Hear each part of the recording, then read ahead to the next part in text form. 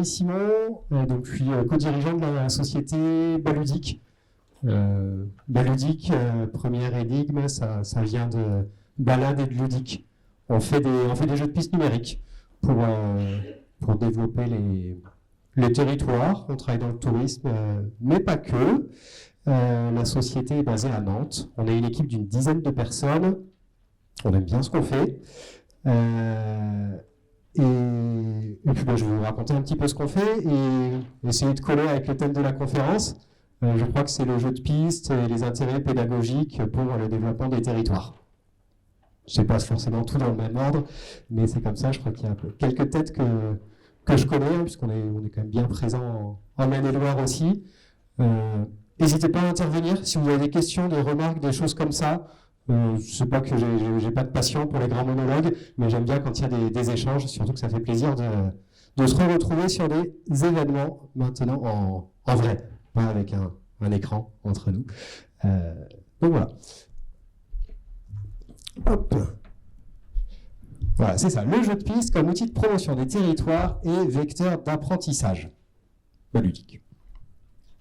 Donc, pour vous expliquer un peu d'où vient l'idée, alors je suis pas du tout informaticien. Déjà, à l'origine, j'ai une formation de géographe. J'ai fait un DESS à la fac de Nantes où je me suis spécialisé sur les questions liées au tourisme durable. Et ensuite, j'ai longtemps travaillé dans la médiation culturelle, médiation scientifique. J'ai été guide naturaliste dans les marais salants de Guérande. Donc, mon métier, c'était surtout le face-à-face pédagogique, la médiation auprès du public. Et dans mes différentes expériences, j'avais eu la chance de travailler à la conception de circuits GPS, avec des petits GPS de randonnée, des petites fiches d'énigmes.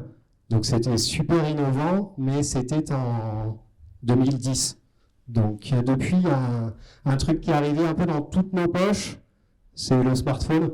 Je crois que c'est le doudou des grands, maintenant on ne peut plus s'en passer, on le sort toutes les 5 minutes, ça vibre, ça bip, j'ai un message. Donc c'est bien les smartphones parce que ça permet tout un tas d'actions, notamment la géolocalisation, ça permet plein d'interactivité, etc. Et l'idée que j'ai eue, c'est de me dire, ça serait bien de permettre à des gens comme moi, en fait, des non-informaticiens, plutôt des gens qui travaillent dans le développement des territoires, dans le tourisme, dans la culture, de pouvoir utiliser l'interactivité des smartphones sans avoir besoin de compétences techniques, informatiques, pour que ce soit les gens qui soient au plus près des territoires et de leurs thématiques, qui puissent créer ces expériences de visite. Puisqu'en fait, nous, on fait du jeu de piste. On fait du jeu de piste. Voilà. L'idée d'orienter les flux par le jeu, d'amener les gens à découvrir des choses en contexte. C'est pour ça que j'ai mis j'ai fait une présentation, je l'ai préparée hier. C'est très poussé. Donc le jeu, la mobilité et le numérique, parce qu'on aime bien les tabourets à 3 pieds, comme ça tient à peu près. Pourquoi le jeu? Parce qu'en fait, dès tout petit, c'est comme ça qu'on apprend le mieux. Je crois que c'est Merlin l'Enchanteur, je suis pas sûr de ma source, mais qui disait on en apprend plus sur quelqu'un en 1 heure de jeu qu'en 1 année de conversation. Donc ça permet d'apprendre plein de choses et également ça permet de créer du lien entre les gens, entre les groupes et également entre les différents acteurs d'un même territoire. La mobilité, parce qu'on aime bien donner des éléments en contexte, donner de l'information. Bon, je peux lire un site internet sur ma tablette, sur mon canapé, mais je peux aussi avoir des informations qui me donnent des éléments de compréhension quand je suis face à un bâtiment, quand je suis à un endroit spécifique et qui vont m'aider à mieux comprendre cet endroit, à aiguiller mon regard aussi pour ne pas louper le petit détail à ne pas manquer, justement. Et le 3e pied du tabouret, c'est le numérique. Je crois que le numérique, la réponse, c'est juste parce qu'on est au 21e siècle. On aime, on n'aime pas, on s'en moque, en fait, on n'est pas là pour ça. Et il se trouve que c'est un outil qui se développe énormément, qui permet plein de choses. Comme tous les outils, il y a des bons et des moins bons usages. On essaye d'être sur un usage pas trop mal. Voilà, on va continuer. Donc, est-ce que vous avez des attentes particulières sur cet atelier ou pas? Je vous mets à contribution dès le début. Non, ça va, vous me faites confiance. Tac. Alors, comment ça marche? Je vais vous montrer après des exemples, des choses comme ça, et puis je vais surtout vous montrer aussi l'espace de création qui permet de créer chacun ses propres parcours. Le côté pédagogique, il est intéressant aussi parce qu'il y a des personnes qui sont dans l'enseignement, dans la salle, et qui utilisent Baludic également dans le cadre pédagogique avec leurs élèves et étudiants. Donc ça, c'est quelque chose d'intéressant. Donc, qu'est-ce qu'on fait en fait? Nous, on a concrètement, Baludic, c'est une application mobile, enfin entre autres, une application mobile et une seule en fait, qui est gratuite à télécharger, qui est disponible sur les deux stores, Play Store et Apple Store. Vous pouvez la télécharger pour ceux qui l'ont pas déjà fait. Quand on la lance, en fait, on est géolocalisé et on voit les parcours qui sont présents à côté de notre position. Donc, ce qui permet aussi, par ce principe de portail, d'avoir une approche communautaire. En fait, les touristes, ils connaissent pas les frontières administratives. Donc, le fait d'avoir tout sur un même portail, enfin, je sais qu'il y a une dizaine d'années, c'était un peu la mode, chacun voulait son application, etc. Sauf que on télécharge pas 36 applications, en fait. Donc, les applications, il y a eu un gros pic. Et puis, il y a eu une décrue. Une décrue. Ça marche encore, ouais. En fait, on allait souvent on va souvent à Pau, au rencontre nationale du e-tourisme. De temps en temps, j'allais voir des conférences. Des fois, il y a des choses intéressantes qui sont dites. Et il y avait un intervenant qui disait les applications, celles qui vont perdurer, en fait, c'est celles qui sont sur un portail, parce que c'est une application un peu de référence qui n'est pas dédiée à un territoire spécifique ou autre, et les applications qui sont en mobilité. Parce que ça pose aussi la question de, quand on se déplace, les couvertures réseau, elles se développent énormément, mais il reste quand même parfois quelques zones blanches. Donc l'application, ça permet aussi de précharger les contenus et de permettre de se balader en zone blanche ou de proposer ça à des gens qui n'ont pas forcément le forfait Internet illimité. Je pense aux ados qui ont des parents un peu raisonnables et qui n'ouvrent pas totalement les vannes. Je pense au public étranger aussi, parfois, qui n'ont pas forcément le forfait Europe, bon, même si les publics étrangers, en ce moment, c'est un peu plus compliqué. Donc, il y a cette application. En parallèle, il y a le site Internet sur lequel il y a un espace de création. Donc, quand on lance le parcours, on est sur un principe assez simple, en fait. Donc, il y a une petite page de présentation. Bon, on est dans le tourisme. L'idée, c'est quand même bien de prévenir les gens, les infos pratiques, qui a proposé ce parcours, pour quel public, quel contexte, les infos pratiques. Et chose importante aussi, mettre en place une scénarisation, un début de storytelling pour donner envie aux gens, en fait, quoi, parce qu'un parcours, c'est pas juste une suite de points d'intérêt. On aime bien raconter des histoires et capter les gens pour que quand ils aient vu un point d'intérêt, on les amène à aller un petit peu plus loin. Donc en fait, on a imaginé un triptyque de fonctionnement qui est assez simple et qui permet une grande diversité d'usages qu'on n'avait même pas prévu au départ. C'est-à-dire que le principe du parcours, on va proposer des indices, consignes, ça dépend du niveau de jeu qu'on va pouvoir faire, puisqu'on a certains parcours qui vont se rapprocher plutôt d'un usage de type audio guide, où là, les indices sont des consignes, allez là, et puis il y a du déclenchement automatique de contenu. Comme on peut aller à l'extrême inverse, jusqu'à des mécaniques, on va dire, inspirées des escape games, où on va trouver des choses où il faut vraiment se creuser les méninges. Ça nous est même arrivé d'avoir des cahiers des charges où on nous demandait qu'il n'y ait que 30% des gens qui arrivent au bout. Bon, ça c'est rigolo, on peut s'amuser. Donc ces indices vont permettre de valider différents types de missions, qui peuvent être géolocalisés, qui peuvent être associés à des mini-jeux, des pulses, des QCM, etc. Et à chaque fois qu'on valide une mission, ça débloque des contenus interactifs. Donc on peut mettre du texte, des images, du son, de la vidéo, éventuellement de la réalité augmentée, etc., etc. Et on enchaîne nos missions de cette manière. Touc. Ah oui, alors à quoi ça sert ? À quoi ça sert ? À plein de choses. Au début, on avait un positionnement assez... valorisation du patrimoine, au sens large, historique, naturel, immatériel, artisans, producteurs locaux, etc.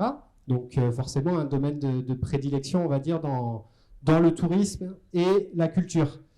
Et puis, on s'est aperçu qu'il y avait des usages assez transversaux. Donc on est basé à Nantes. Moi, j'ai commencé par un premier projet sur Nantes avec pas mal de démarches participatives, en fait. Le premier projet que j'avais mené avec Baludic, c'était sur sur le quartier des Dervalières à Nantes. Donc c'est ce qu'on appelle alors, le langage officiel, c'est quartier politique de la ville. Sinon, c'est un quartier chaud de Nantes, on va dire. Et donc, j'avais une douzaine de jeunes entre 10 et 14 ans qui sont venus et qui ont créé leur propre parcours. C'était en partenariat avec la direction réussite éducative de la ville de Nantes, les archives de la ville, les associations locales. Et donc, ils ont créé leur parcours. Et à la fin, il y a un des jeunes qui est venu me voir en disant « Ouais, Jérémy, ton projet, il était vraiment top, là, on s'est bien amusé, mais par contre, moi, j'ai un regret.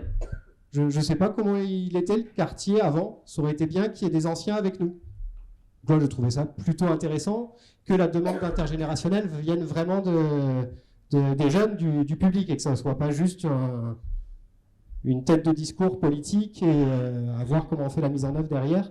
Donc, on a organisé une journée où c'est les personnes âgées de l'ORPAN, l'Office des retraités personnes âgées de la ville de Nantes, qui sont venues découvrir le parcours qui avait été créé par les jeunes. Ça, c'était en 2014. Et ce qui était sympa, c'est qu'au début, on parle beaucoup de fracture numérique. Elle est principalement sur l'usage, en fait. Elle est quasiment plus sur l'équipement. Je ne sais pas quel taux d'équipement en termes de smartphone on est, mais c'est énorme. Par contre, chacun s'en sert plus ou moins bien. Enfin, il y en a qui utilisent plusieurs doigts pour taper sur un clavier. Il y en a qui, comme moi, utilisent qu'un pouce. Et donc, il y avait les jeunes qui aidaient. Non, mais pour télécharger l'appli, tu vas sur le Play Store, tu télécharges là, etc. Et en avançant dans le parcours, il y avait les participants, les personnes âgées, qui disaient « Ah, mais tu vois, là, ce château, quand j'avais ton âge, il était encore debout. Et il a brûlé en telle année, maintenant, il ne reste plus que la façade. » Donc, il y a vraiment eu cet échange qui était assez sympa entre les deux publics, avec un moment, petite anecdote que j'ai déjà racontée ce matin, donc m'excuserez pour la redite, mais dans ce parc, en fait, il y a tout un tas c'est un parc d'armateurs, donc il y avait plein d'essences d'arbres qui avaient été ramenées des voyages de cet armateur, dont des séquoias sempervirens, donc les trucs du parc de Yellowstone, là, qui font des dizaines, on va dire, de mètres de haut. Et donc, dans le parcours, à un moment, il était demandé de dire, à votre avis, combien de personnes faut-il qui se donnent la main en faisant la ronde, en fait, autour du tronc. Donc, il y a une image assez sympa de voir ce groupe intergénérationnel qui se donne la main en faisant le tour du tronc d'arbre. Bon, il fallait 12 personnes, quand même. Donc, faut un petit groupe. Ce qui fait que, en termes de politique publique, à un moment, je m'étais amusé à lister les différentes politiques publiques qu'il y avait sur Nantes Métropole. Il y en avait 18. Et en tordant un petit peu le truc, des fois, mais je me disais, potentiellement, on peut s'inscrire dans le 15, parce que ça peut servir à l'accueil de nouveaux habitants, ça peut servir sur du développement économique avec des chasses au trésor chez les commerçants, sur valorisation des actions mises en place pour la biodiversité. Là, on a des projets, on travaille pas mal avec Transdev, qui est un opérateur de transport en commun. En fait, c'est eux qui se cachent derrière la TAN à Nantes, à Angers, je sais pas. Mais en gros, derrière, soit c'est derrière un opérateur de transport en commun, soit c'est Transdev, soit c'est Keolis, soit c'est la RATP. Donc avec Transdev, on a plusieurs projets, notamment un projet pour, j'essaye de coller vraiment au thème de la pédagogie, où ils nous ont demandé de créer un jeu pour sensibiliser les élèves à la sécurité routière, notamment dans le cadre de transport scolaire. Ok ? Donc là, on est sur un autre concept de jeu, mais l'idée, c'était d'avoir 10 missions qui correspondent chacune à une grande thématique des problématiques qu'ils ont en termes de transport scolaire. Donc on l'a expérimenté avec les enfants en fait, qui participaient à la création du parcours, qui faisaient leur coloriage ou qui imaginaient des types de missions et de contenus. Et donc on a fait un atelier dans une école à Lunel, entre Nîmes et Montpellier.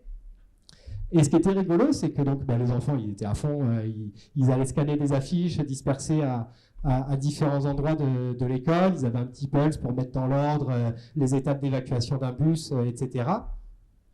Bon, la cloche sonne, donc là forcément, ils veulent tous s'en aller. Et la maîtresse qui dit « Ah, attendez, qu'est-ce que vous en avez pensé ?» Et voilà, un peu le côté validation des acquis. Donc les élèves, ils ont ressorti tous les éléments, tous les points forts qu'il y avait en termes de sécurité routière, ils avaient tout intégré. Et il y a un des élèves qui, avant de partir, fait « Ah non, et puis maîtresse, c'était génial, parce que ce matin, on n'a pas travaillé. » En êtes-vous vraiment sûr ? Donc, on apprend bien en jouant. Les anglo-saxons ont leurs défauts comme nous, ils ont aussi des qualités. Ils sont, je pense, plus en avance que nous sur la logique de serious game, en fait. C'est la preuve, hein, le serious game, c'est maintenant un peu un mot générique en France, mais c'est un peu plus dans les mœurs. Ça vient de plus en plus en France aussi, mais on a un peu une culture de... le jeu, non, le travail doit être une souffrance, en fait. Hein. Non, pas nécessairement. On peut aussi s'éclater dans nos métiers. Je fais pas mal de parenthèses. Je vais changer de slide. Ouais, donc l'idée, c'est d'être vraiment sur un outil d'animation qui peut répondre donc à pas mal de thématiques et qui peut être évolutif dans le temps. C'est aussi l'intérêt du numérique, c'est que les choses peuvent être assez réactives et être réagies localement. À un moment, on avait un parcours à Paris qui passait par le parvis de Notre-Dame. Bon, il y a eu une sorte d'incident récemment qui faisait que la mission où il fallait compter les rois de France qui étaient au-dessus de la porte, oui, de la porte de la cathédrale, c'était un petit peu compliqué en fait, parce qu'il y avait des barrières qui allaient un petit peu loin. Donc on a pu très rapidement réagir, changer un petit peu la mission et faire en sorte que le parcours puisse continuer à se faire. Donc ça, c'est plutôt intéressant, y compris en termes de contenu, s'il y a un nouveau contenu, etc. Ah oui, c'est de ça dont je parlais tout à l'heure, puis après j'ai dérivé. C'était le côté positionnement patrimonial au début. L'enjeu, il est aussi de toucher des non-publics, d'amener des gens qui ne s'intéressent pas forcément au patrimoine par nature à venir découvrir ça. Les gens, bon, ils sont pas. On a des musées qui nous contactent, ils ont une problématique de couper un peu ce côté parfois anxiogène qu'il peut y avoir. Ah non, un musée, c'est pas pour moi. Donc, il y a ce côté couper le côté anxiogène et amener des gens, voilà, des non-publics. Donc, il y a une première brique de réponse, c'est effectivement une approche ludique, une approche interactive, un peu décalée, qui permet en partie de pallier à ça. Après, si on reste sur un positionnement purement patrimonial, ça va pas forcément suffire non plus. Du coup, il y a des choses qu'on aime bien de notre côté aussi, c'est le chocolat. Je ne sais pas pour vous, mais ça marche bien parce que des gourmands, il y en a plein en France et ailleurs. Donc, on propose aussi des parcours pérennes, parce que le patrimoine, a priori, les incontournables d'une commune, ils ne vont pas se balader tous les 4 matins, les bâtiments, ils ne bougent pas. Par contre, il y a des événements du calendrier qui sont un peu incontournables. Enfin, Halloween avant pas trop, mais bon, maintenant ça a l'air de. Les citrouilles sont sorties à la Toussaint, il y a Noël, il y a Pâques, il y a ce genre de choses. Donc, s'appuyer sur des événements comme ça du calendrier pour proposer une chasse aux œufs avec du chocolat, ça permet de ramener plein de gens en fait qui peuvent découvrir Baludique par ce biais-là. Ils sont contents, ils ont un chocolat. Et puis, ils se disent, ah, vous avez vu les enfants, il y a un autre parcours qui permet de découvrir tel espace naturel sensible. Ah, il y a un parcours dans tel musée. Est-ce que ça vous dit qu'on fasse ça la semaine prochaine? Et là, ça permet de ramener des gens un petit peu dans le principe, puisque c'est en termes de fréquentation, on est sur des pics de fréquentation assez forts sur une chasse aux œufs. La dynamique événementielle, elle permet de focaliser aussi la communication sur un moment précis, une action précise, alors qu'un parcours, une fois qu'on le lance, l'avantage, c'est qu'on est sur un sujet peu polémique, assez sympa, qui parle un peu à tout le monde. Donc, une inauguration de parcours, c'est rapidement un article de presse dans Ouest France, une petite interview sur France Bleu, etc. Une fois, on s'est retrouvé à être cité par le journal d'M6. On n'était pas au courant, j'ai eu 3 textos d'amis qui me disaient « Ah, il parle de Baludique sur M6 ». Ah bon. Bon, j'ai regardé les stats, on a fait 3000 téléchargements en 1 heure. C'est bien, c'est bien. On va peut-être faire des relations presse en fait. Et donc l'idée, le chocolat pour les amener vers du patrimoine ou vers d'autres enjeux. Ça va jusque-là? Ouais. Voilà. Voilà, j'ai fait une rapide présentation sur le format PowerPoint. Est-ce que vous avez des questions déjà ou pas sur ça? C'est une petite introduction. Ouais. Moi j'ai une question. Pour les jeunes en ville ou les jeunes élèves, c'est leur téléphone personnel, c'est des tablettes de l'école, comment ça se l'interface? Alors, il y a plusieurs cas de figure. L'expérience, elle est adaptée pour être sur smartphone. Elle est optimisée pour être sur smartphone. Elle est adaptée également pour tablette. Dans les écoles, du coup, il y a parfois une certaine réticence à faire utiliser le téléphone perso des élèves. Ils n'en ont pas tous non plus. Et voilà, il n'y a aucun jugement de ma part, c'est évident et c'est normal. Donc, ça peut tout à fait être des tablettes en prêt ou en location via des partenariats locaux. Il y a des caisses locales de banques ou de choses comme ça. Elles ont plein de tablettes et elles aiment bien faire un peu de RSE, on va dire. Donc, c'est possible de s'équiper. Il y a parfois des académies ou des écoles qui ont un parc. Donc, ça peut souvent être via des tablettes, effectivement, pour les scolaires. D'autres questions? Ouais. Je provoque un petit peu, mais quelle est la différence en fait entre votre application et par exemple geocaching qui est du coup là reconnu au niveau national, peut-être davantage aujourd'hui dans l'esprit des randonneurs, des personnes normales, que Baludi qui du coup est né que depuis, même si je ne suis pas de la renommée, puisqu'on l'utilise nous-mêmes au sein de notre collectivité. Ouais. Non, mais il n'y a pas de... Je ne m'en vexe pas. Et puis, non, mais le géocaching, c'est quelque chose qui est parti des États-Unis il y a quelques années. Ça doit faire 10-15 ans, je pense, que ça existe. On est sur une approche vraiment de découverte physique. Il y a des petites caches. Il y a une approche très géographique que moi j'aime bien, recherche de coordonnées GPS, etc.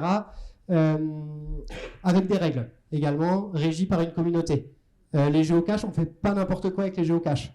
S'il y a une géocache quelque part, on ne peut pas mettre une autre géocache à moins de 162 mètres de cette géocache. Donc si on veut valoriser tel point d'intérêt et qu'il y a quelqu'un qui a émis une géocache à 50 mètres de ce point d'intérêt, ça ne va pas être validé par la communauté non plus. Il n'y a pas forcément la dimension interactive aussi en termes de médiation patrimoniale pour donner du contenu, des médias, visuels, sons, etc. Et ça pose la problématique aussi de l'implantation sur site. Donc moi j'aime beaucoup tout ce qui est physique dans mes animations, des chasses au trésor avec des bouteilles à la mer, j'adorais ça, mais ça nécessite d'avoir une certaine maîtrise de son territoire. Et en gros, pour caricaturer, si à chaque fois que le service des espaces verts passe la tondeuse, il faut aller changer le Tupperware, ça va être un petit peu compliqué. Donc il y a ces cas-là, il y a du coup en termes de géocaching, parce qu'il y a une approche géocaching, on va dire un peu confidentielle, même si c'est une confidentialité très connue, on va dire. Côté grand public, c'est Terraventura qui marche très très bien sur la Nouvelle-Aquitaine, avec les points, les badges à collectionner, etc. On est sur des choses pas mal figées aussi. On a pas mal de structures qui nous contactent de Nouvelle-Aquitaine. Alors, on est très peu présent en Nouvelle-Aquitaine, notamment pour cette raison, mais qui trouvent un côté complémentaire entre Baludic et Terraventura. C'est pas tout à fait la même approche. Sur la partie événementielle, c'est peut-être plus pratique avec Baludic ou ce genre de choses. Donc il y a clairement de la place pour tout le monde, hein, j'ai envie de dire. Donc ça participe un peu. On pourrait mettre Pokémon Go aussi à côté sur un tout autre registre, mais du coup tout ça, ça prouve un usage en fait. Les gens sont prêts à aller se promener avec un téléphone, à aller rechercher des trucs. C'est une activité qui plaît. Après, il y a plein de manières de le faire. Oui. J'ai téléchargé votre application quand vous parliez. Donc on peut créer son parcours en étant un site touristique, sans être un fiche. Alors, en fait, on a un accès à l'espace de création qui est depuis le site internet, qui est réservé à un usage professionnel en fait. C'est-à-dire qu'un particulier ne va pas pouvoir le faire pour plusieurs raisons en fait. La première grande raison, c'est qu'on a une certaine responsabilité en termes de qualité de la ligne éditoriale. Donc s'il y a Tartampion qui fait un parcours sans qu'il soit vraiment validé, ça évite qu'il y ait un peu trop à boire et à manger. Donc un professionnel, a priori, il va aussi engager un petit peu sa structure, donc il y aura plus de qualité, on va dire, attendue. Oui, du coup, les acteurs professionnels peuvent créer depuis l'espace de création. Donc après, en termes de modèle économique, il y a une partie d'abonnement sur cet accès technique et une partie prestation de notre côté, puisque l'aspect technique dans les 10 personnes de Baludique, c'est qu'un quart de l'effectif. Après, c'est des graphistes, des chefs de projet, scénaristes, communication, etc. Donc c'est vraiment cette logique d'avoir, enfin moi j'aime beaucoup la diversité et du coup d'avoir plein de gens qui vont utiliser cette boîte à outils en fait qu'on met à disposition, chacun à leur manière. Ça permet aussi de voir des belles, voilà, de différentes manières d'imaginer les parcours, de les créer, d'utiliser les indices, les énigmes, etc. Est-ce que j'ai répondu à votre question du coup? Oui, ça marche. Ce que je peux vous proposer, c'est de vous montrer cet espace de création, si ça vous va.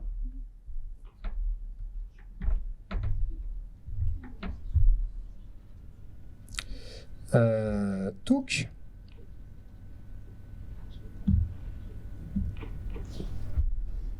Donc voilà, ça c'est le petit site internet. Donc voilà, là vous avez l'exemple d'un indice compas qui dit qu'il faut aller par là. Là c'est l'interface de jeu par défaut. La page d'accueil avec les différents parcours à côté de nous. Et là on avance dans le parcours comme ça. Tic, tic, tic, tic. Je pense que vous avez apprécié le tic, tic, tic, tic.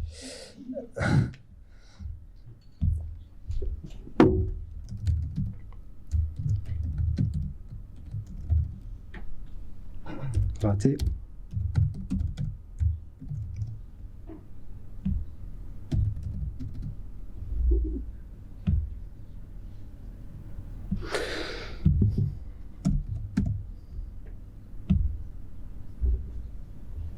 Quand on se souvient de son mot de passe, ça va mieux.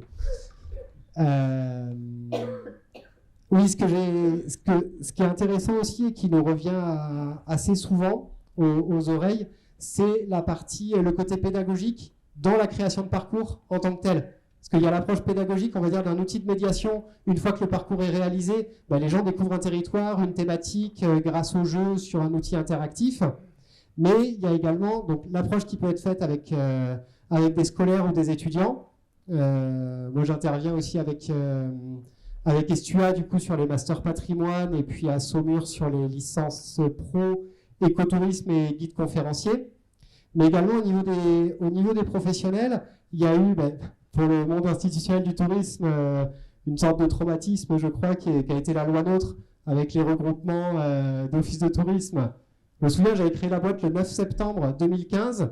Une semaine après, j'étais au Congrès national des offices de tourisme à Dijon, plénière d'ouverture, ils annoncent les impacts de la loi NOTRe pour les offices de tourisme.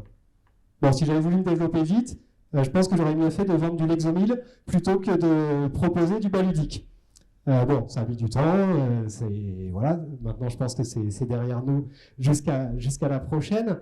Mais du coup, il y a eu beaucoup de changements, des équipes qui travaillent ensemble, des bureaux qui se déplacent.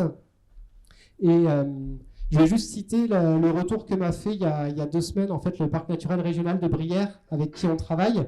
Donc c'est assez intéressant déjà parce que sur un même territoire, on travaille avec le parc naturel régional de Brière, donc ça doit être 43 communes, également avec l'office de tourisme Bretagne Plein Sud, donc la Baule-Guérande, également avec l'association Au Gré des Vents, qui est une association basée à la Turballe qui a pour objet la valorisation du patrimoine de l'histoire du port de pêche de la Turballe. Donc ces acteurs cohabitent très bien. Et ce que m'a dit Aurélie du parc de Brière, elle m'a dit on est super content après une première exploitation des parcours, le côté utilisateur final, on va dire, ça correspondait à leurs attentes. Mais elle m'a dit il y a quelque chose que j'avais pas imaginé en fait quand on avait commencé à travailler ensemble et qui est quasiment presque encore plus important que l'objectif de proposer des parcours.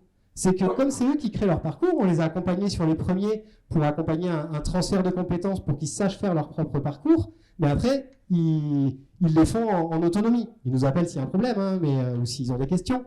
Et du coup, elle me dit, comme ils vont équiper progressivement chacune de ces communes, ils vont faire des repérages terrain. Donc quand elle va faire les repérages terrain, elle va se retrouver avec l'agent de la commune, avec l'élu.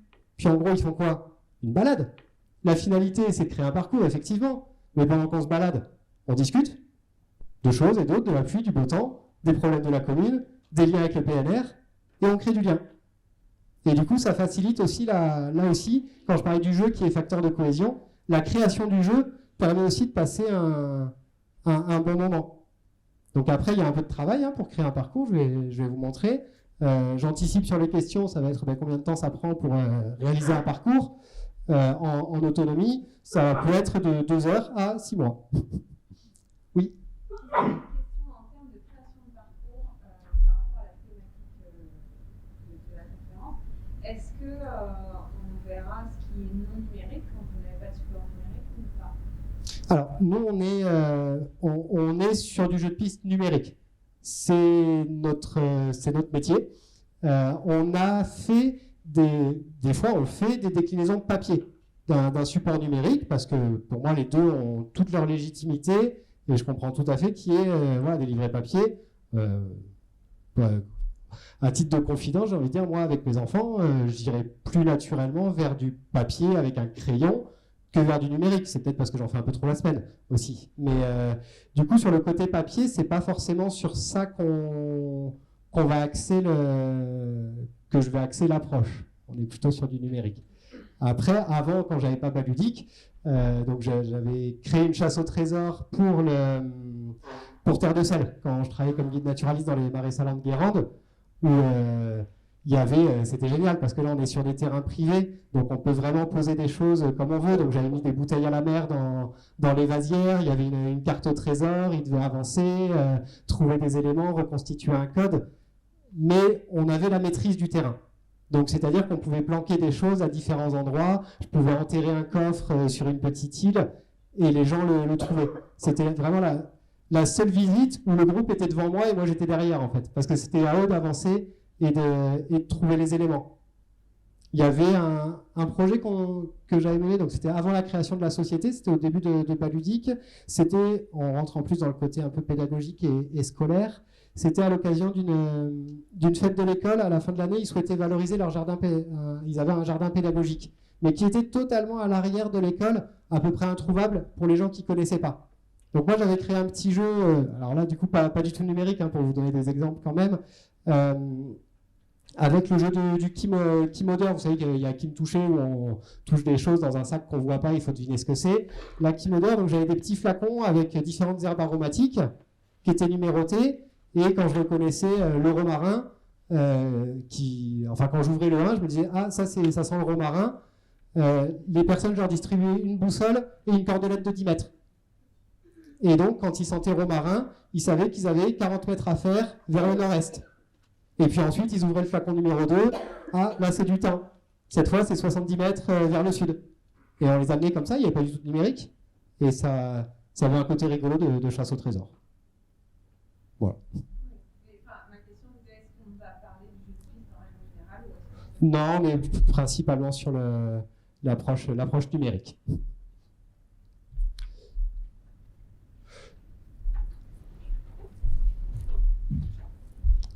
Alors, du coup, donc l'espace de création, les parcours en fait sont groupés sous une vitrine qui est pas au nom de Jérémy en général, mais plutôt au nom de la structure, avec donc la vitrine qui regroupe tous les parcours, avec la possibilité de mettre les liens vers le site internet, etc. Ça permet de voir tous les parcours qu'on a créés. Bon, moi j'ai que des parcours en brouillon, mais qu'on peut modifier, publier, dépublier, etc.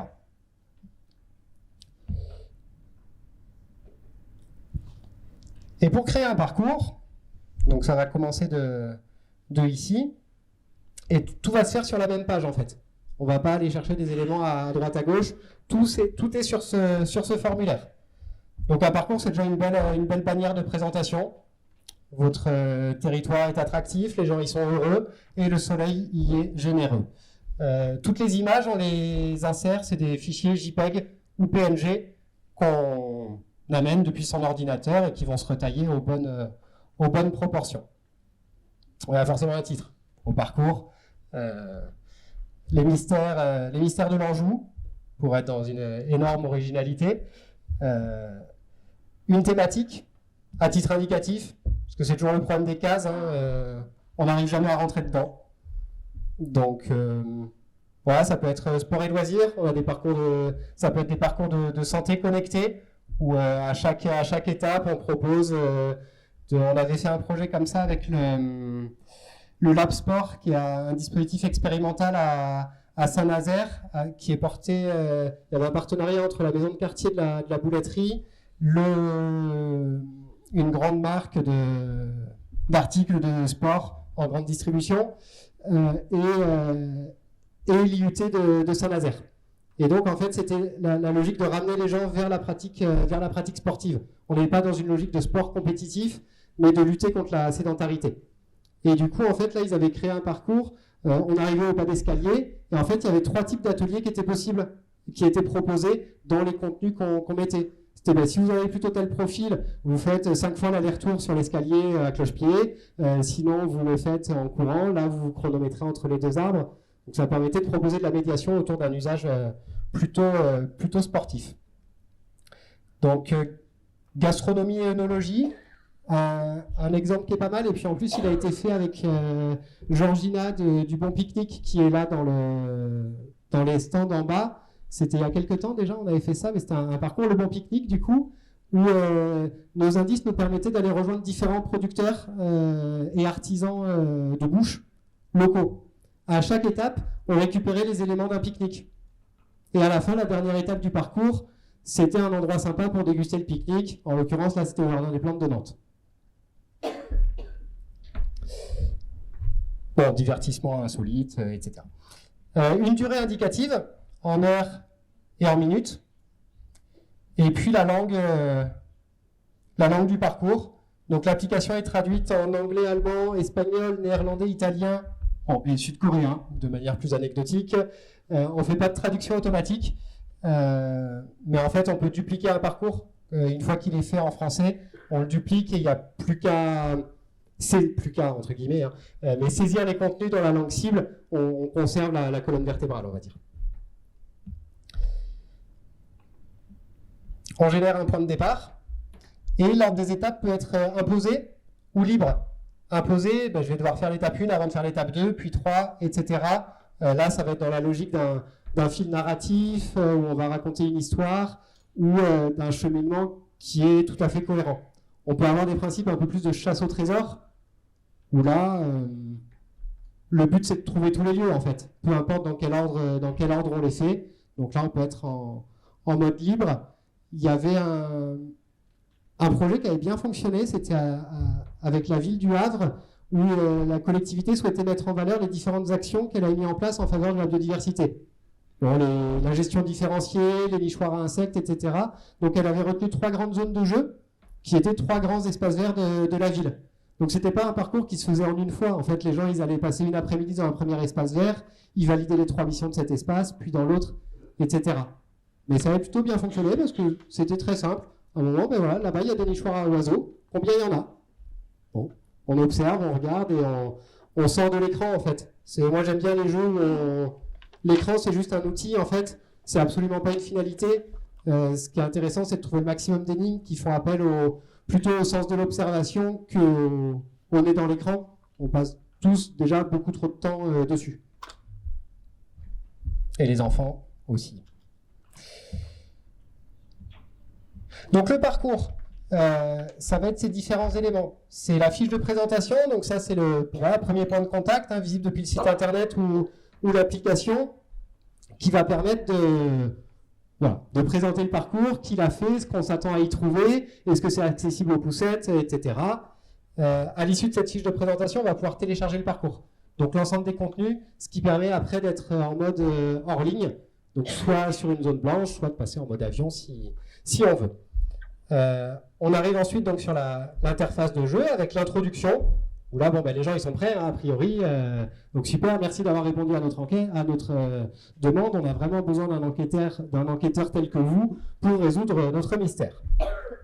Ensuite, on a nos différentes étapes jusqu'à la conclusion. Les formulaires de fiches parcours, d'introduction, de conclusion, ça va être les mêmes champs en fait. Oui. Ouais.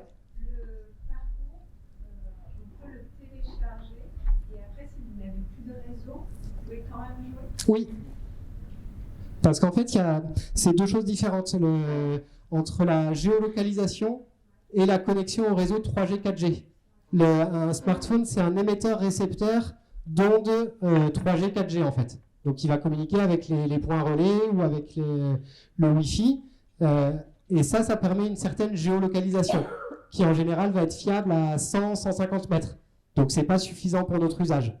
Par contre, un smartphone, c'est également quand vous activez le GPS et le côté GPS fin, ça fonctionne comme un récepteur et uniquement un récepteur d'ondes satellites. Donc là, dans ce cas-là, la géolocalisation peut marcher, même en zone blanche, du moment qu'on a au moins 4 satellites au-dessus de nos têtes, ce qui est le cas très régulièrement. Tant qu'on est dans un espace dégagé. Dans les caves troglodytes, ça va être plus compliqué. On fait quand même des parcours en intérieur, dans lesquels on ne va pas du tout faire appel à la géolocalisation. On avait...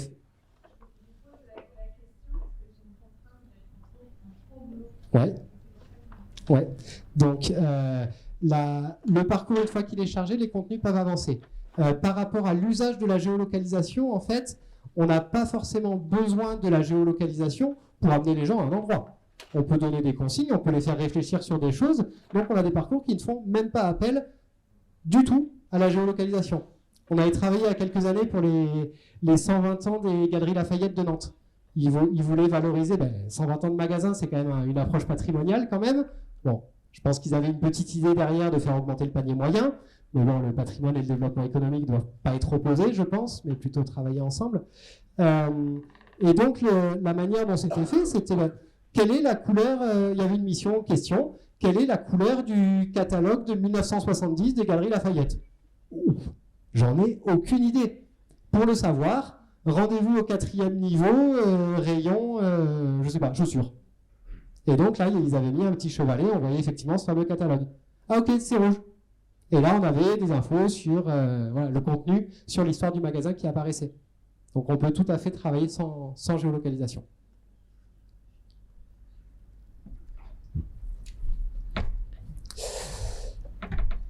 Alors du coup, fiche parcours, intro, conclusion, c'est la même chose, à savoir, on va retrouver un petit champ texte, un peu de mise en forme, l'idée de renvoyer vers des liens internet aussi. Bon, là pour le coup, quand on a du réseau. L'idée étant, bien sûr, on est sur un smartphone, on est en mobilité. De manière générale, les gens ne lisent pas, ou peu. Donc là, quand on est sur un écran, je préfère qu'on mette peu de contenu, peu d'infos, mais qui soit lu et qui soit attractive, plutôt que de chercher à développer une thèse sur toute une thématique qui soit rébarbative d'entrée de jeu. Par contre, l'idée, c'est, je reviens à mes noms publics, c'est de toucher les gens, leur dire que ça existe, et de leur expliquer qu'il y a tout un tas de gens qui peuvent leur expliquer plus de choses s'ils veulent en savoir plus. Donc donner des clés pour aller plus loin. C'est juste un passage en fait. On va pouvoir charger des images en galerie. Donc là pareil, JPEG ou PNG depuis notre ordinateur. On va pouvoir directement les légender parce que ça permet de respecter les droits d'auteur.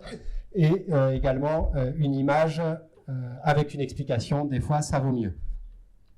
Et on peut également mettre de l'audio. Fichier MP3 depuis son ordinateur. Il y a plein d'usages de l'audio. Ça peut être le témoignage de quelqu'un, d'un sachant. Ça peut être des bruitages. Ça peut être l'occasion aussi de révéler ses talents d'improvisateur. Je pense à la perle qu'on a eue, je crois, c'est un animateur numérique de territoire de l'Office de tourisme de l'Ouest de l'île de la Réunion. Ils faisaient une chasse au trésor pirate. Il a fait tous les bruitages. L'abordage, le bruit de sabre, comment ça s'appelle, les canons et tout ça, c'était génial. Et les smartphones, ça marche super bien comme enregistreur audio. Enfin pour l'usage qu'on en fait, pas besoin de mobiliser un studio d'enregistrement, etc. Il y a des fois où ça peut valoir le cas. Il y a un autre projet qu'on a fait à Vertou. Donc Vertou, c'est la Nantes Métropole, côté sud-est, le long de la Sèvre nantaise. On avait co-construit un premier parcours avec eux.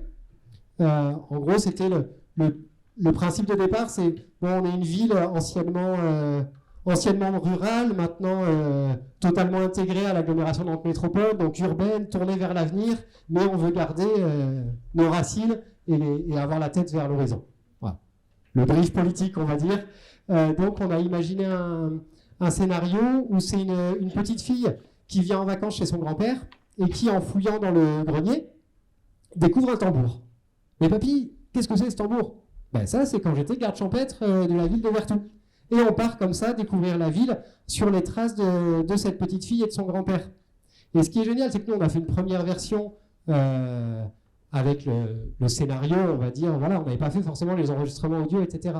Et derrière, en fait, c'est la collectivité qui s'est emparée de l'outil, qui a mobilisé l'école de musique, le club de théâtre, le centre de loisirs. C'est le club de théâtre qui a fait ses répétitions, qui a enregistré les dialogues dans le studio de l'école de musique et qui les a réintégrés dans le parcours derrière. Donc il y a dû y avoir une 50aine de personnes de la collectivité qui ont été impliquées dans l'évolution de ce parcours. Donc le côté participatif aussi là a été plutôt très intéressant. Et ils font des chasseuses. Donc voilà, tout ça pour parler de l'audio.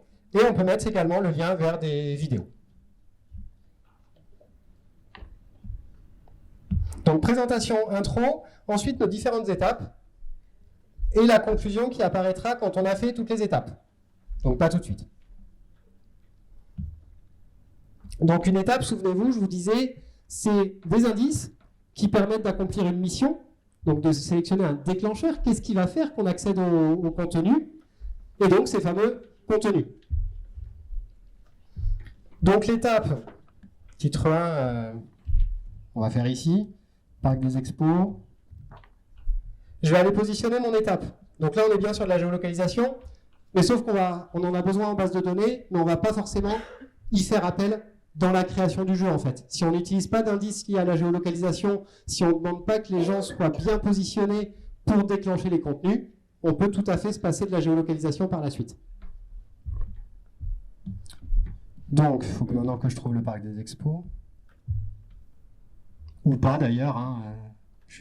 C'est pas tant la démonstration de Google Maps qui est intéressante. C'est ça? C'est pas ça. Mais c'est pas grave. L'hippodrome, c'est bien? C'est bien l'hippodrome? Ou pas? Je mets un point ici.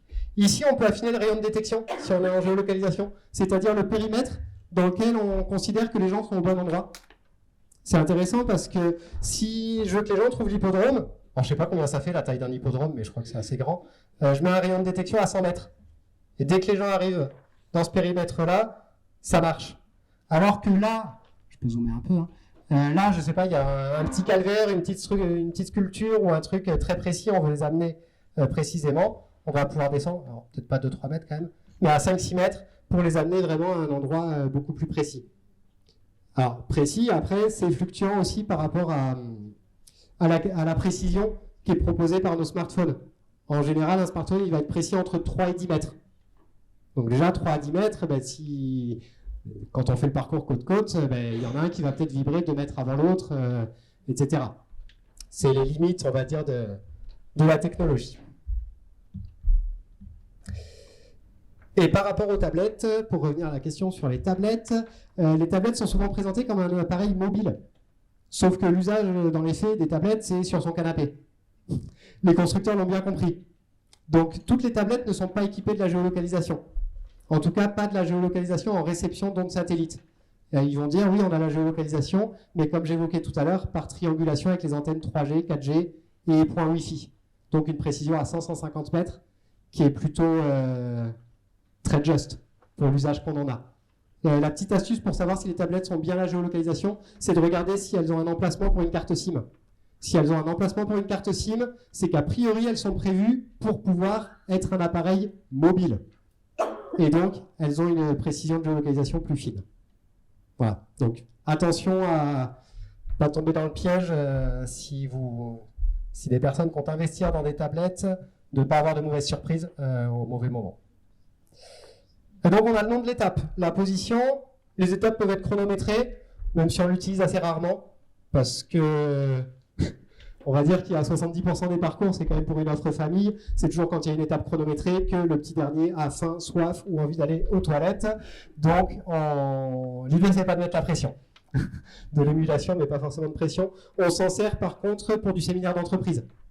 Là, ça fonctionne bien pour les faire se dépêcher. On l'a fait une fois, c'était en Loire-Atlantique, un parcours qui a été fait il y a quelques temps déjà, mais sur le biais de partage des eaux du canal de Nantes à Brest, où en fait le scénario, on suit un ingénieur qui est en train de chapeauter en fait la construction du canal. Et puis à un moment, il y a son second qui arrive et qui dit « monsieur l'ingénieur, il y a un problème, on a la vanne qui a lâché. » Problème, ça va tout inonder, enfin, faut vite agir. Et donc là, on a une étape chronométrée, on a mis un temps suffisamment large, mais voilà, pour que les gens retrouvent la vanne, et pour la réparer, en fait, on leur propose de faire un pulse pour réparer la vanne. Voilà. Donc là, on va paramétrer les indices. Donc c'est ce qui apparaît en premier. Les gens, quand ils vont voir la mission, ils vont voir ces indices. On les paramètre parmi toute cette liste. On peut en mettre jusqu'à 4 par mission. Je vais revenir après dessus. En dessous, on va paramétrer la mission de l'étape. Qu'est-ce qu'on leur demande de faire? Donc soit simplement géolocaliser, soit faire un pulse, etc., etc. L'idée, c'est que grâce aux indices, ils puissent trouver ça. Ils puissent valider leur mission pour accéder au contenu. Qu'est-ce qu'on leur raconte quand ils sont sur place, quand ils ont trouvé? Toujours l'idée de vraiment... L'avantage, c'est qu'on sait en fait où ils se trouvent quand on déclenche les contenus. Donc ça permet de dire aussi, regardez à tel endroit, le détail à ne pas manquer. Il y avait un parcours que j'avais bien aimé aussi. Pareil, c'était un des premiers qu'on avait dû faire en 2017. C'est à Coulon pour le parc naturel régional du Marais Poitevin. Et en fait, donc c'est dans le centre-ville de Coulon. Et à un moment, on arrive dans une place, et dans les contenus, c'est eux qui l'avaient fait le parcours. Et dans les contenus, ils disent, il y a une des ruelles autour de la place, dans laquelle se trouve un mur à os. Je ne savais pas ce que c'était un mur à os. Donc un mur à os, en fait, c'est un mur avec des ous qui sont plantés dedans, et ils s'en servaient pour faire sécher leur filet. Et moi, ce que j'ai bien apprécié, c'est que je suis arrivé sur la place. Bravo, mission accomplie, vous avez trouvé la place. Et c'est là où j'accède à ce contenu qui me dit que quelque part, il y a un mur à os.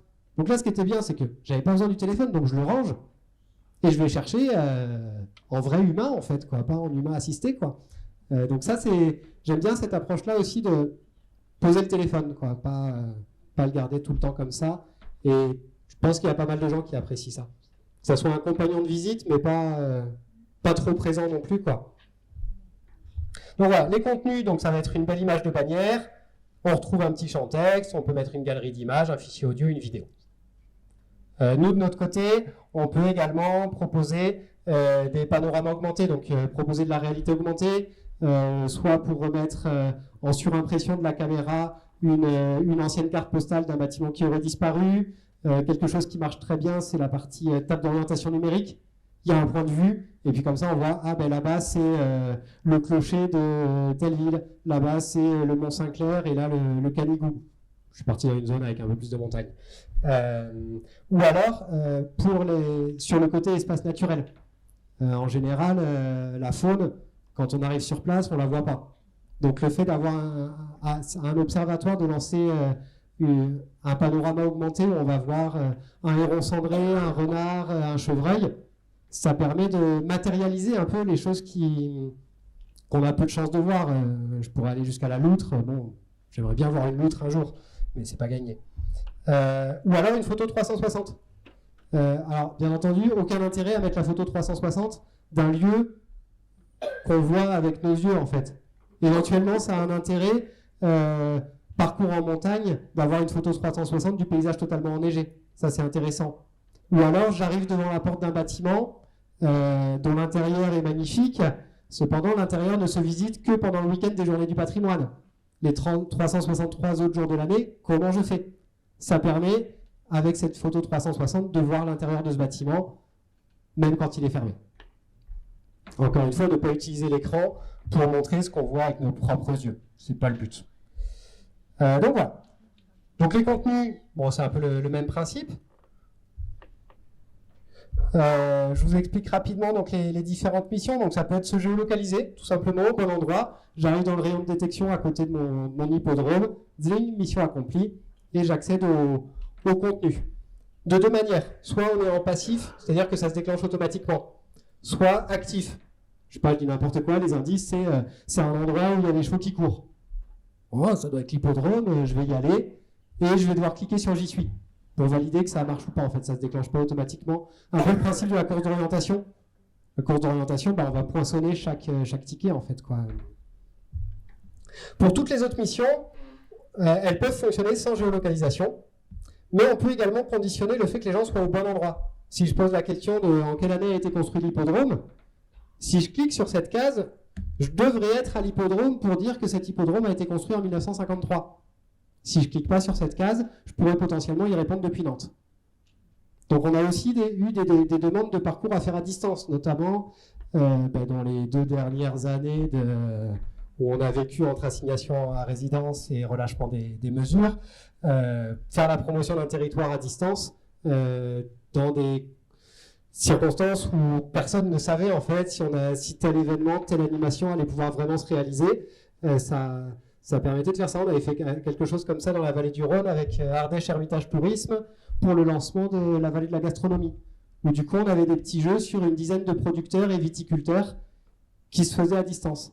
Il y avait quand même des indications si jamais on avait le droit d'aller les voir, mais si on ne pouvait pas, on pouvait quand même jouer et découvrir les différents producteurs à distance.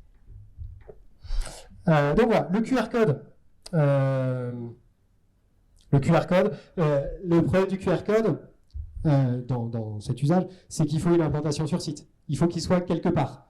Donc ça marche très bien en intérieur, ça marche très bien pour des chasses au trésor chez des commerçants. Sur un espace naturel sensible, c'est pas forcément sur ça qu'on va orienter, parce qu'on retombe dans les problématiques que j'évoquais tout à l'heure, peut-être par rapport au géocaching, d'entretien, de vandalisme éventuel, etc. Bon, toujours est-il qu'on peut le télécharger et on le met à l'endroit où ça correspond dans le parcours. Ça peut être de poser une question. Comme je disais, quelle est la date de construction de l'hippodrome? Si on pose cette question, c'est peut-être qu'il y a l'information qui est présente sur place. Parce que sinon, on saisit la question, on peut rajouter une image et on saisit les réponses qu'on accepte. Comme aujourd'hui, on parle plus de faute d'orthographe, mais de coquilles, il faut quand même anticiper ça. Donc, on aime les choses simples, donc on va faire un QCM. QCM, donc on saisit notre question. Il y a plusieurs formats, ça peut être que du texte. Une question qui est illustrée avec 2 ou plusieurs choix, ou alors les différents choix qui sont illustrés. Parmi ces espèces d'animaux, quelles sont celles qui sont présentes dans l'Anjou? Un zèbre, un sanglier, un cerf et un renard. Il doit y avoir des zèbres dans les zoos, je pense. Ah, il y avait un piège. Pas de réponse. Donc, le code barre. Bon, le code barre, c'est peut-être un peu anecdotique. On nous l'avait demandé, c'était pour les sites de visite, où quand on sort, en général, on traverse la boutique. Et après, on sort. Donc, c'était une manière de finir le parcours en allant chercher un produit en particulier. Une bouteille de vin, un peu de miel ou un paquet de petits beurres, j'en sais rien. Sous les codes barres, il y a 13 chiffres. On saisit les 13 chiffres et on transforme la ludique en scanette de supermarché. Dit comme ça, c'est super vendeur. Le dessin. Le dessin, donc là c'est révéler vos talents d'artiste et dessinez-moi un mouton ou autre chose. Concrètement, on dessine avec son doigt, avec 3 tailles de brosse, une petite palette de couleurs. On peut avoir une image de fond en filigrane pour rajouter un élément dans un décor, par exemple, ou ce genre de choses. Oui. Est-ce qu'on peut, nous, en tant que créateur de récupérer le dessin qui a été fait ou pas? Alors, les dessins, ils sont enregistrés dans la galerie du téléphone de l'utilisateur. Parce que pour toutes les questions RGPD, droit à l'image, etc., il n'y a pas de remontée automatique. Donc, ce que vous pouvez faire, c'est suggérer de l'envoyer par mail ou de la partager avec un certain hashtag sur les réseaux sociaux. Ça, c'est possible. Dans le cas d'événements, j'aime pas trop ce terme, mais la notion de public captif, en fait, où on sait que c'est le séminaire de telle entreprise, on sait que les collaborateurs sont d'accord, on peut nous enregistrer les productions sur le serveur et comme ça, on diffuse les photos ou les dessins des différents managers du cabinet de conseil entre les petits fours et l'apéro. Ça peut bien fonctionner. Du coup, la photo, c'est le même principe. Prenez en photo tel élément, ou prenez-vous en photo, je prends mon exemple de séminaire manager, là, on avait fait une chasse au trésor à Saint-Malo, et à un moment, il devait reconstituer en photo la scène de différents films. À un moment, il devait reconstituer une scène de Pirates des Caraïbes. Donc c'est là où on voyait ceux qui ont fait ça un peu comme ils pouvaient, et ceux qui ont fait ça aussi comme ils pouvaient. Mais il y en a qui ont réussi à rentrer dans une boutique où ils avaient vu qu'il y avait la statue de Jack Sparrow dans la boutique. Et on les voit les trois comme ça derrière, bon, c'est assez rigolo. Mais pareil, on ne la récupère pas automatiquement. Et un truc qui est... Alors après, il y a pas on ne porte pas de jugement sur la qualité des dessins ou des photos qui ont été prises. Voilà, on prend en photo ses pieds, ça fonctionne. Mais les gens ne le savent pas, ils se prennent au jeu en général. Moi, j'avais fait quelque chose pour ma fille qui elle est en CE2. Et c'est pas que je l'envoie n'importe où, n'importe comment. Mais là, j'avais conçu un petit jeu, en fait, où c'était 5 ou 6 missions photo. Je lui ai dit, bah, vas-y, pars te promener. On a la chance d'habiter pas très loin de la campagne. Et c'était, prends en photo un mammifère, prends en photo un oiseau, prends en photo un feuillu, un résineux, etc. Je ne sais plus exactement sur les exemples. Donc, elle prenait un chat à la place de l'oiseau. Ça marchait. Mais moi, au retour, je pouvais dire, non. Si, non, mais l'oiseau, il est dans le ventre du chat. Ouais, d'accord. Le Pulse. Alors, le Pulse, moi, je l'aime bien parce qu'il permet plein d'usages différents. Il y a des fonctionnalités techniques, et puis derrière, il y a la manière de s'en servir. Par exemple, vous n'avez pas vu de jeu des 7 différences. Mais on peut faire un jeu des 7 différences en mettant une image qu'on a un petit peu trafiquée de la façade de notre bâtiment et une mission QCM, en fait. Combien y a-t-il de différence entre cette image et la réalité? Ce genre de choses. Le Pulse, ça permet de reconstituer une image, tout simplement. Principe classique du Pulse. Mais cette image, ça peut être un message codé. Le suspect, en s'échappant, a fait tomber un papier déchiré de sa poche. Reconstituer le Pulse pour savoir ce qu'il y avait sur ce papier. Ou alors faire un jeu d'association dans le projet dont je parlais, Vallée de la gastronomie dans la Drôme Ardèche. Il y avait un jeu d'association entre différents plats et les vins idéaux pour accompagner ces plats. Mettez à gauche les plats numérotés de 1 à 4 et faites-y correspondre le vin qui va avec. Je ne sais pas si on est très loin les vins là-dessus. Ou alors remettez dans l'ordre 4 images dans l'ordre chronologique pour illustrer les évolutions dans les techniques agricoles. Ah ben oui, là ils sont avec la feu. Bon, là il y a un tracteur, mais il n'a pas l'air tout récent. Et là, il y a un gros mastodonte. A priori, c'est dans cet ordre-là. On avait travaillé sur le refait dans l'ordre le cycle de vie d'une libellule pour les espaces naturels sensibles de l'Isère. Donc ça a une fonctionnalité, pas mal d'usages. Donc il y a 2 formats. Soit les pièces sont en vrac en bas et puis on va les faire glisser dans la partie haute de l'écran pour reconstituer l'image. Dans ce cas-là, on peut mettre l'image de fond en filigrane. Ça, c'est si on est sympa. Ou alors, c'est le jeu du taquin. C'est un peu plus compliqué. Je ne sais pas si vous voyez comment ça marche, mais en fait, si je déplace ma pièce, elle va s'inverser avec l'autre endroit. C'est souvent un peu plus compliqué. Donc là, on va charger notre image, et puis on va pouvoir déterminer en combien de pièces on coupe l'image. On peut aller jusqu'à 36 pièces. Ça fait beaucoup. Vous pouvez rajouter une demi-heure au temps du parcours, si vous mettez 36 pièces. Donc voilà, le Pulse, la photo. Alors, reconnaissance d'image, ça c'est ici, mais ça apparaît pas pour tout le monde. La reconnaissance d'image, c'est pour scanner des choses plus jolies qu'un QR code. Typiquement, une petite affichette, un logo, voire on peut même aller jusqu'à de la reconnaissance d'image de détails architecturaux en façade. On travaille avec un partenaire Géomotif, je ne sais pas si vous avez déjà entendu parler, mais lui, c'est un spécialiste thématique des détails architecturaux. Et du coup, là, en prenant différentes prises de vue, le matin, le soir, quand il fait beau, quand il pleut, etc., ça permet à notre algorithme de détecter que oui, on a bien récupéré, on a bien scanné la gargouille de ce bâtiment. Ça, c'est assez sympa aussi. Le QCM, le memory.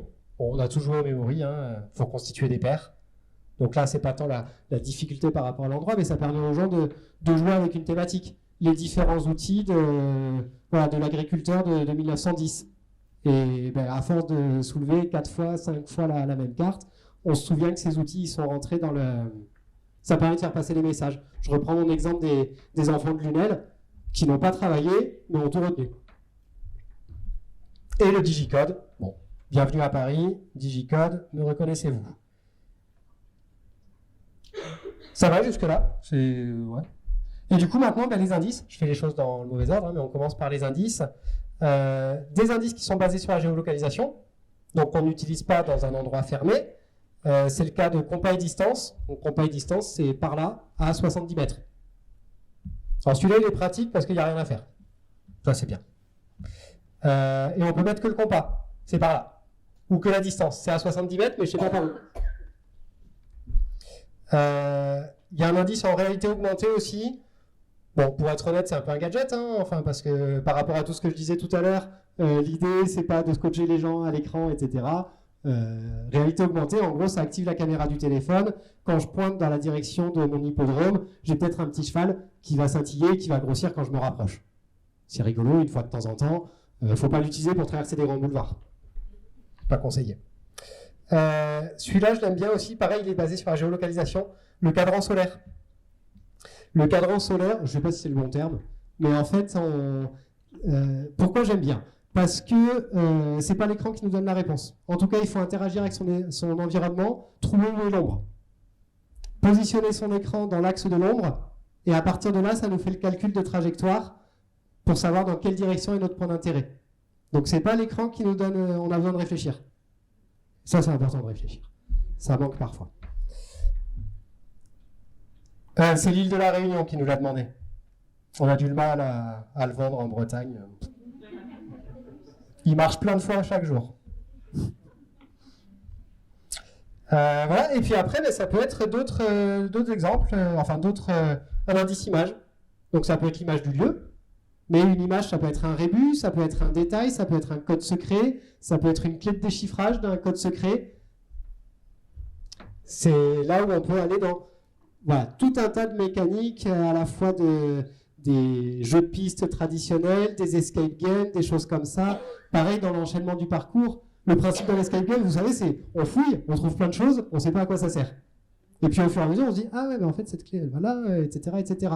On peut imaginer un peu la même chose où dans les contenus de la première étape, j'ai trouvé un élément, une lettre, quelque chose, et puis c'est peut-être à la 6e étape que j'aurais besoin de revenir en arrière pour me dire ah, c'était pour ça que mon premier témoin il m'avait donné ça.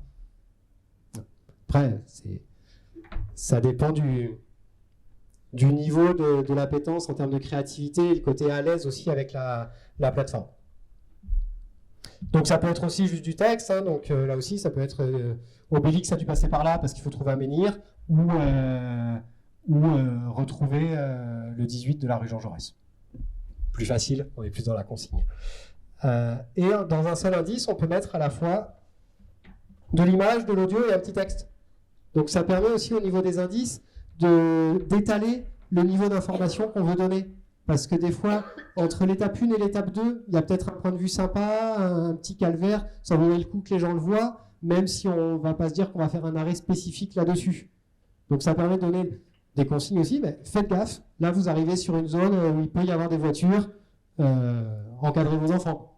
Ou attention, découverte de l'écosystème littoral, restez sur le cheminement, n'allez pas piétiner la dune grise, etc. Faire apparaître la scénarisation aussi, garder notre personnage fil rouge ou autre qui introduit les indices. Donc ça permet de servir à plein de choses.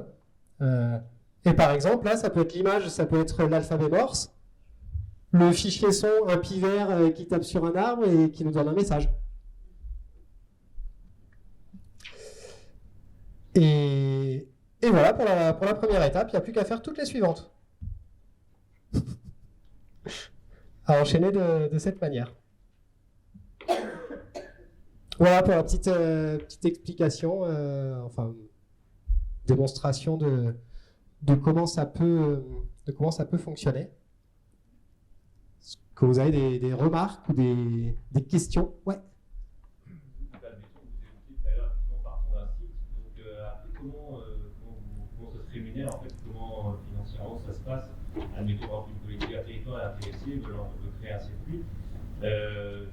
Vous pouvez l'accompagner, vous expliquer effectivement qu'il y a un accompagnement du conseil, donc est-ce qu'il y a une part un petit peu accompagnement, plus après c'est au nombre de téléchargements ou, on est beaucoup sur une approche forfaitaire en fait, nous. Parce que le nombre de téléchargements, dans la mesure où on est hors ligne, il n'y a pas un encombrement énorme de la bande passante, quoi. Donc on est pour tout ce qui est acteur public, on est sur un principe d'illimité.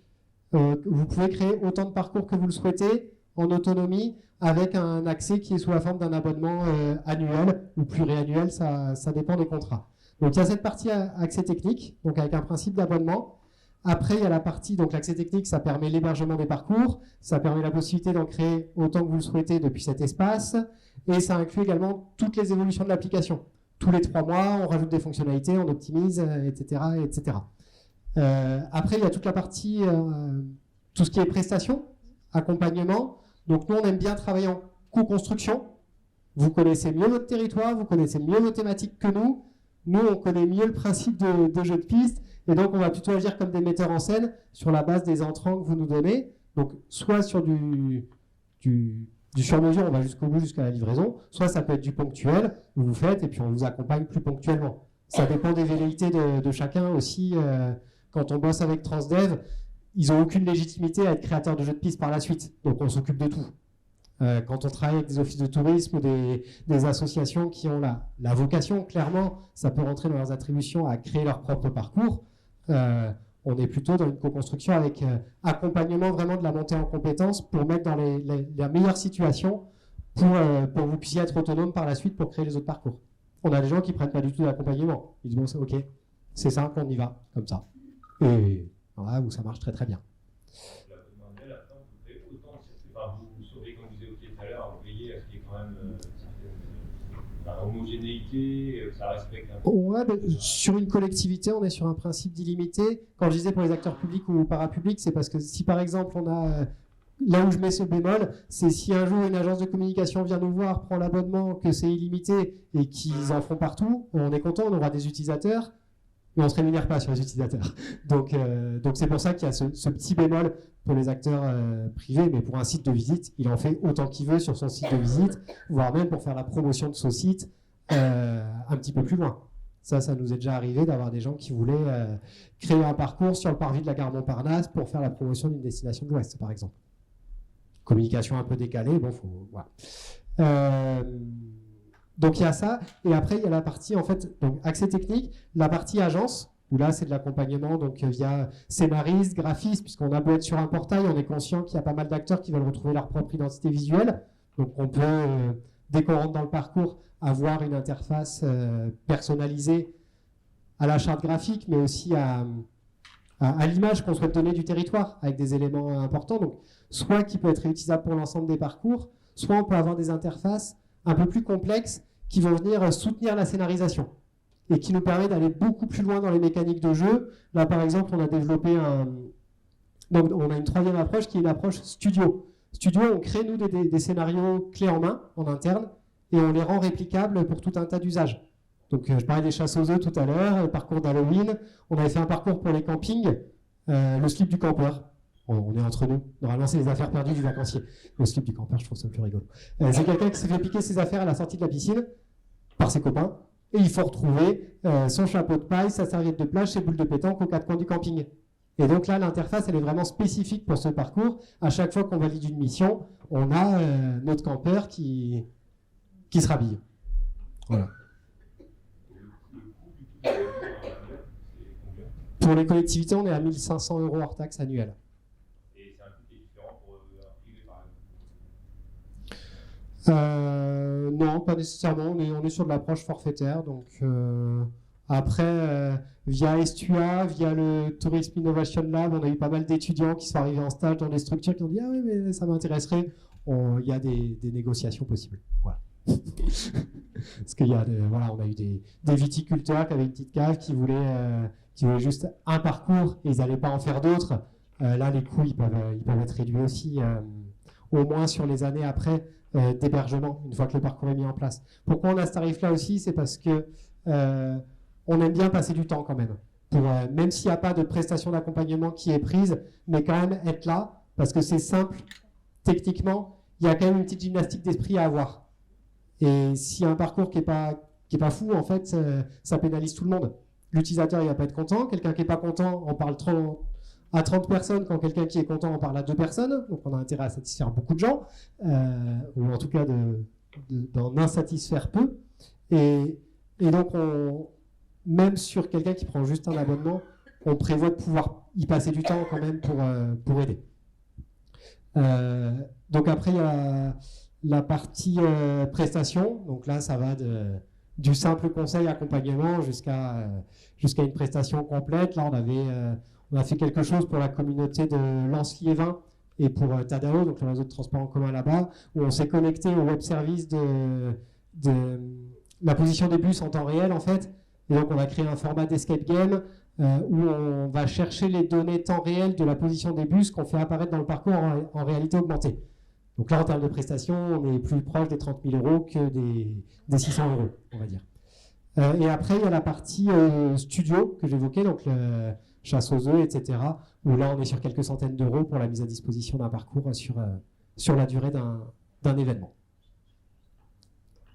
Moi, j'ai une question sur la globalité. Quand c'est un parcours pour un événement ponctuel, comment ça se passe? Ça reste sur l'appli si c'est un parcours pour une société privative, ça ne va pas aller sur l'appli, ça va être uniquement un mot de passe pour les utilisateurs du jour. Oui. D'accord, ok. Ouais. Et puis après, c'est des publiés. En fait, la durée dépend de ce qu'on veut faire. C'est ponctuel. Ouais. Exactement. Ben, une chasse aux œufs, a priori, ça va rester sur le mois d'avril, et après, c'est des publiés. N'importe quoi, pour une cousinade, pour un mariage, voilà, on veut faire un parcours dans le site, sur le lieu. Ouais. On donne un mot de passe. Comment ça se passe? Alors, si c'est sur un site, parce qu'on il faut être assez vigilant, en fait, on est hébergé sur les stores. Donc, c'est Apple et Google qui ont leurs propres règles. Ou dedans, enfin, nos avocats, ils ne trouvent pas les réponses. Hein. Il y a une part d'arbitraire, en fait, parce que c'est valable un coup, c'est le droit irlandais, là, c'est avec le droit américain, et puis le droit français, là, on ne sait pas, en fait. On ne peut pas monétiser le parcours en tant que tel. On est sollicité des fois par des plateformes qui proposent tout un tas d'activités sur les villes. Ah ben voilà, 25 € pour faire tel truc. Et ils voudraient créer des jeux de piste sur Baludic pour les monétiser de cette manière. Ça, c'est pas possible. On a une application gratuite et gratuite. Dans les stores, il y a 3 niveaux. Il y a application gratuite, il y a application gratuite avec paiement intégré et application payante. Nous, on a des marchés publics où ça doit être gratuit. Philosophiquement, de toute façon, moi, en tant qu'utilisateur, je vois une appli avec paiement intégré qui me demande mon numéro de carte bleue, je ne l'installe pas. Et encore moins si c'est pour mettre dans les mains de mes enfants. Non, mais si c'est gratuit pour les participants, on peut la créer et il n'y a que certaines... Elle peut apparaître, elle peut apparaître via un code. Soit elle n'apparaît pas sur l'application et il y a un code qui permet de la lancer. Voilà. C'est gratuit pour les participants. Après, il y a moyen de louvoyer un petit peu, hein, c'est toujours ça. De toute façon, face à Google et Apple, on n'a pas trop le choix. C'est de se dire, qu'est-ce qui est vendu? Ça ne peut pas être le contenu numérique. Par contre, l'exemple du pique-nique que je prenais tout à l'heure avec le bon pique-nique, le parcours était payant. Mais ce n'était pas le parcours numérique, c'était le pique-nique qui était payant. Donc, dans le cas de l'accueil sur un site...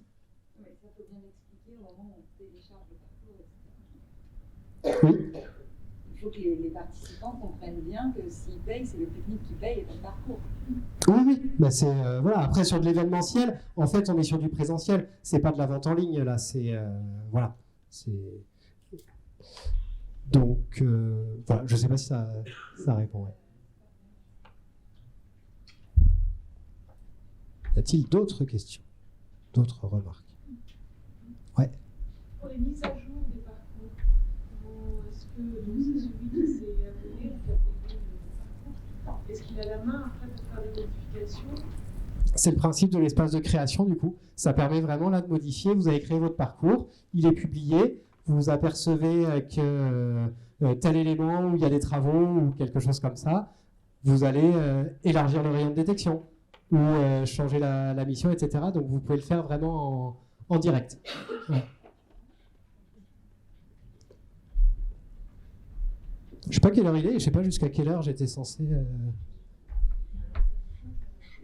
C'était 12h20, je crois. On est pas mal hein, en timing. On est pas mal. Est-ce qu'il y a des choses que vous attendiez à voir et que je n'aurais pas abordées et j'ai 5 minutes pour me rattraper? Non. Peut-être un petit exemple de parcours déjà fait. Depuis l'espace de création, ouais. N'importe quel parcours. Mais Ouais, carrément. Touk au touk. Alors, qu'est-ce que j'ai? Alors, je crois que j'en ai un à arroser là sur mon compte que je peux vous montrer. Il est un peu long en termes de contenu, je préviens tout de suite. C'est parfois une difficulté qu'on a en fait. De trouver du contenu, c'est pas un problème, mais des fois c'est élagué un peu parce que on n'est pas ludique, quoi, pas l'académique, hein, donc c'est où il est.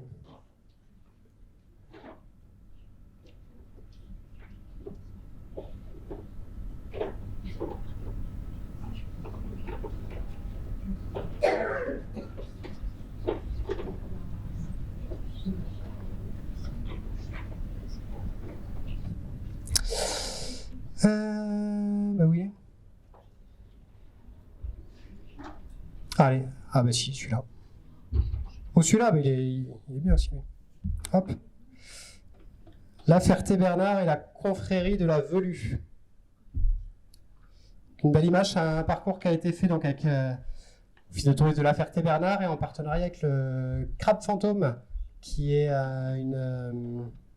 une boîte nantaise aussi, qui a fait partie avec Aken, le Bon Pique-Nique, d'un collectif qu'on avait initié il y a 6-7 ans, de regroupement de boîtes innovantes des Pays de la Loire, travaillant dans le même domaine.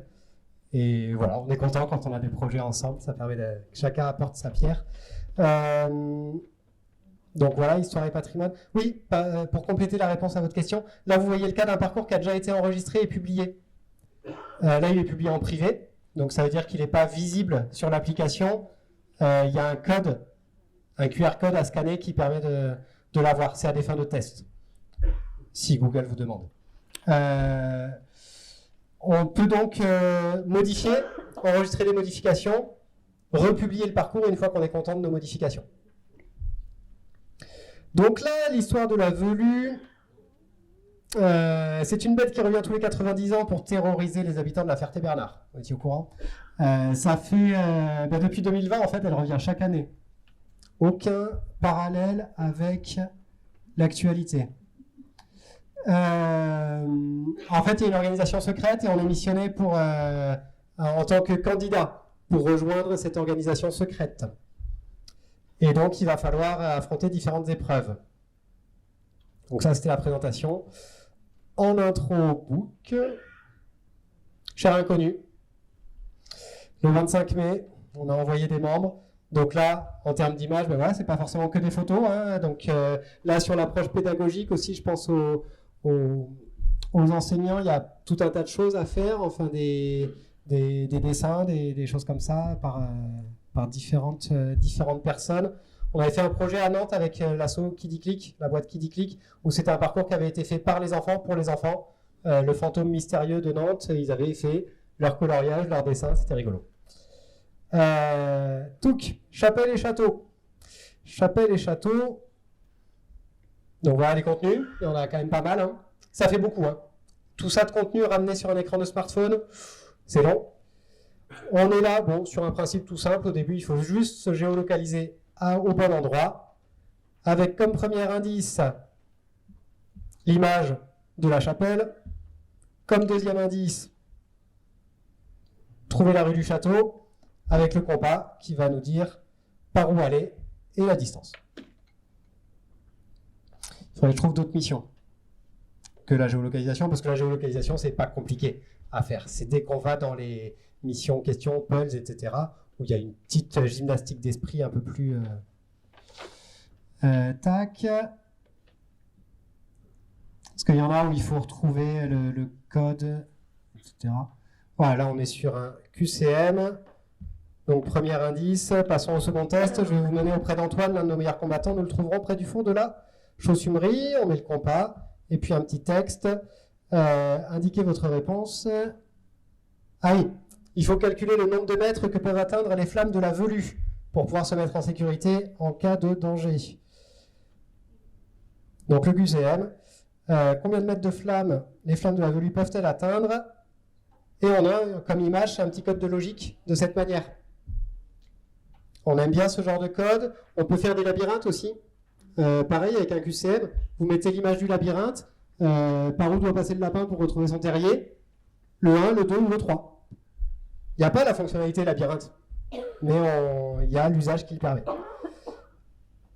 Bon, apparemment, ça fait 8.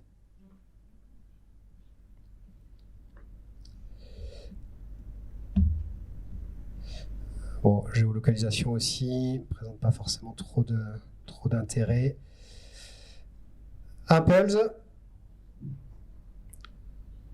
Voilà, donc tu m'amènes un nouveau candidat, essayez de me convaincre en recomposant l'antidote du poison de la velue. Si vous y parvenez, je serai ravi de vous avoir parmi nous.